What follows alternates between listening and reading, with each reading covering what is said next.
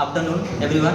आज हम Newton experiment करने वाले हैं, लेकिन सबसे पहले बता दो कि हम इस ग्रुप में 4 मेंबर हैं और हम न्यूटन के एक्सपेरिमेंट के बारे में बताने वाले हैं। लेकिन सबसे पहले मैं बता दूं, इसका जो एम है to determine the wavelength of sodium light using the method of Newton experiment. मतलब कि जो हम इसकी सहायता से, न्यूटन एक्सपेरिमेंट की सहायता से सोडियम लाइट एक मोनोक्रोमेटिक लाइट होती है जिससे हमें wavelength find. Now I am discussing about the apparatus required for Newton's ring experiment. So this is a sodium lamp, this is a microscope, and there we place a convex lens and a glass plate, and this is a glass plate at a 45-degree angle. Okay, so let us discuss firstly about the sodium lamp. So sodium lamp is a monochromatic light emitting equipment. We use this monochromatic light equipment because we need to find a single wavelength of in this experiment. Okay, so why we place this convex lens? Now we place a contact with a planar convex lens and a glass plate because we need to form a wedge of air through which the interference is happening. Now we discuss about this contact area. Now we are discussing about the MSD and VSD. What about MSD and what about VSD? So their MSD have all these values are in a mm. Okay, this is 10 mm, 20 mm, 30 mm, 40 mm. So if we need to find the least count of this equipment, then we have to measure the minimum reading that we take from this scale.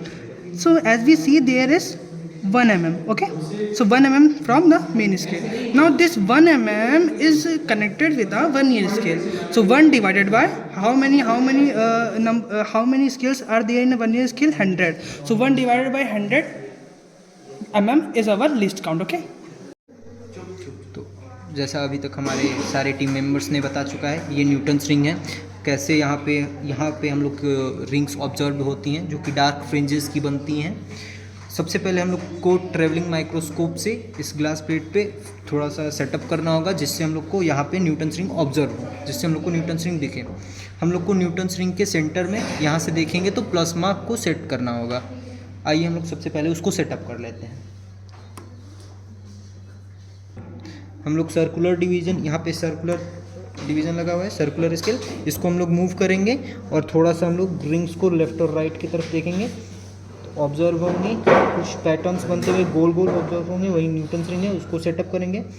Microscope की मदद से थोड़ा सा setup करेंगे जिससे हम लोग को न्यूटन्स रिंग साफ दिखे।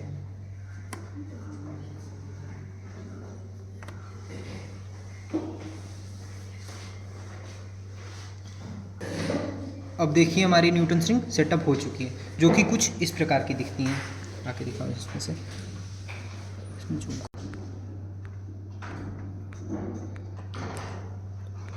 तो जो ये पैटर्न ऑब्जर्व हुआ है वही न्यूटन्स रिंग है। अब हमको इसके ऑब्जर्वेशन को नोट करने के लिए पहले रिंग से राइट की तरफ में सर्कुलर स्केल की मदद से मूव करना होगा, फिर लेफ़्ट की तरफ भी सेम ऑब्जर्वेशन को नोट करना होगा। ऐसे हम लोग मल्टीपल ऑब्जर्वेशंस को नोट करेंगे जिससे कि एक्यूरेसी और प्रिसीजन, मतलब इस एक्सपेरिमेंट को करने में कम से कम एरर्स आएंगे। तो आइए हम लोग सबसे पहले इसका ऑब्जर्वेशन नोट करते हैं, जिसके लिए हमें एक टेबल बनाना पड़ेगा, ऑब्जर्वेशन टेबल। ऑब्जर्वेशन टेबल में तो जिसके लिए हम एक ऑब्जर्वेशन टेबल बनाएंगे। ऑब्जर्वेशन टेबल में लेफ़्ट हैंड साइड में सीरियल नंबर लिखेंगे, फिर लेफ़्ट साइड की रीडिंग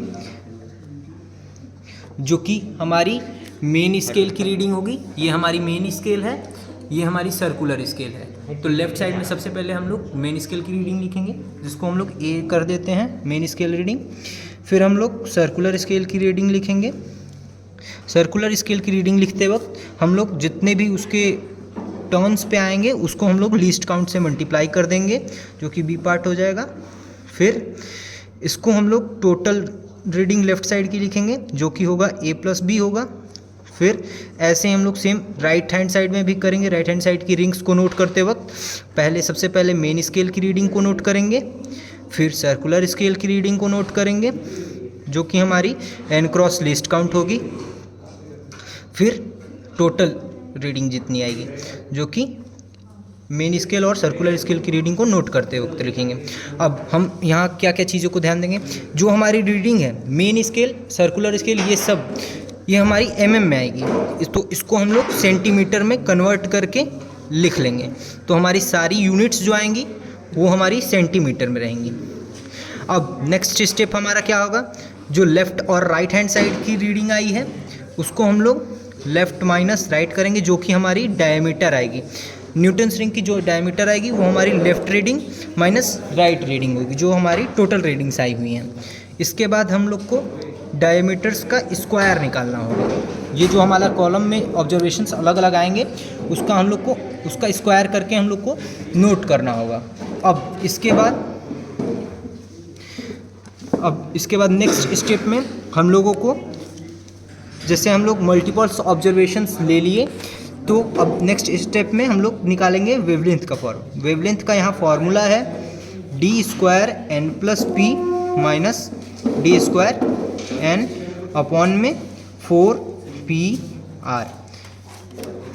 ये हमारी वेवलेंथ का फॉर्मूला है, जो कि है d²n+p माइनस d²n/4pr। यहाँ पे जो लैम्डा है ये हमारा वेवलेंथ है। सोडियम लैम्प का हम लोग वेवलेंथ निकाल रहे हैं वो है ये है। जो d है यहाँ पे डिनोट करता है डायमीटर्स, रिंग्स के डायमीटर को। n जो भी हम लोग जिस रिंग का लेंगे, जैसे एक फर्स्ट रिंग का नोट कर रहे हैं या सेकंड रिंग का या थर्ड रिंग का, यहाँ n है 1 2 3 ऐसे चलते रहेंगे जिस रिंग्स का नोट करेंगे। यहाँ r जो है वो है रेडियस ऑफ कर्वेचर ऑफ जो प्लेनो कॉन्वेक्स लेंस है उसका। p जो है ये रिंग्स के बीच के डिफरेंस को बताता है कि किस रिंग्स से किस रिंग्स के बीच का हम लोग डिफरेंस ले रहे हैं। जनरली हम लोग 4 या 8 रिंग्स के बीच का डिफरेंस को लेते हैं, हम लोग यहाँ पे 4 रिंग्स के डिफरेंस को लेंगे। तो अगर हम लोग p अगर 4 है फॉर एग्जांपल, तो अगर हम लोग को रीडिंग्स नोट करनी है, तो अगर हम लोग पहला रिंग्स को ले रहे हैं तो हमारा फॉर्मूला कुछ ऐसा दिखेगा d²n+p। n फर्स्ट रिंग है, p 4 है, तो हम लोग को पाँचवें रिंग के डायमीटर्स में से पहले रिंग के डायमीटर को माइनस करना होगा। 4 इंटू पी की वैल्यू 4 है। यहाँ पे रेडियस ऑफ कर्वेचर की वैल्यू दी हुई है 120 सेंटीमीटर, जो कि प्लेनो कॉन्वेक्स लेंस की है। लीस्ट काउंट जो है सर्कुलर स्केल का होता है 0.001 सेंटीमीटर में, तो ये हो गया 00 इतना।